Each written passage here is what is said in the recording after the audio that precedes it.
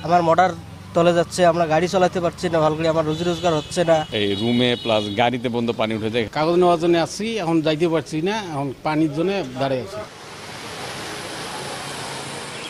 জেলা প্রশাসকের কার্যালয়ের সামনে ও পাশের সড়কে জমে আছে হাঁটু পানি। রেহাই পায়নি জরুরি সেবা কেন্দ্র, ফায়ার সার্ভিস স্টেশনও। প্রয়োজনীয় কাজে হাঁটু পানি মারিয়ে চলছে দাপ্তরিক কার্যক্রম।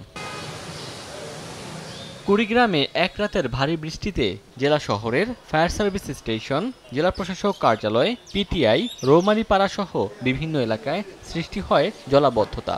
অপরিকল্পিত ড্রেনেজ ব্যবস্থায় দ্রুত পানি নিষ্কাশন না হওয়ায় এই অবস্থার সৃষ্টি হয়। এতে চরম দুর্ভোগে পড়েন সরকারি অফিসের কর্মকর্তা কর্মচারী সহ সেবাগ্রহীতারা। বৃষ্টি বেশি হলে তো আমাদের এই রুমে প্লাস গাড়িতে বন্ধ পানি উঠে যায়। এই পানি সহজে টপকে যায় না, কমপক্ষে একদিন 2 দিন পানি এইভাবে বন্ধ দিতে থাকে। কাগজ নেওয়ার জন্য আসছি, এখন যাইতে পারছি না, এখন পানির জন্য দাঁড়িয়ে আছি। আমার মোটর তলে যাচ্ছে, আমরা গাড়ি চালাতে পারছি না ভালো করে, আমার রুজি রোজগার হচ্ছে না। আমরা চাই দ্রুত একটা ড্রেনের একটা ব্যবস্থা করা হোক, পানি নিষ্কাশন হোক।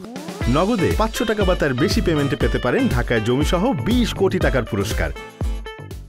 সংশ্লিষ্ট বিভাগের সঙ্গে সমন্বয় করে পরিকল্পিত ও স্থায়ীভাবে জলাবদ্ধতা নিরসনে কাজ করার কথা জানান জেলা প্রশাসক।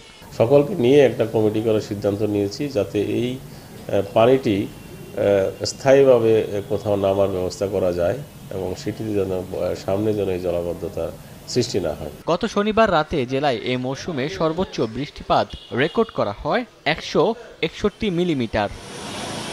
সময় সংবাদ, কুড়িগ্রাম।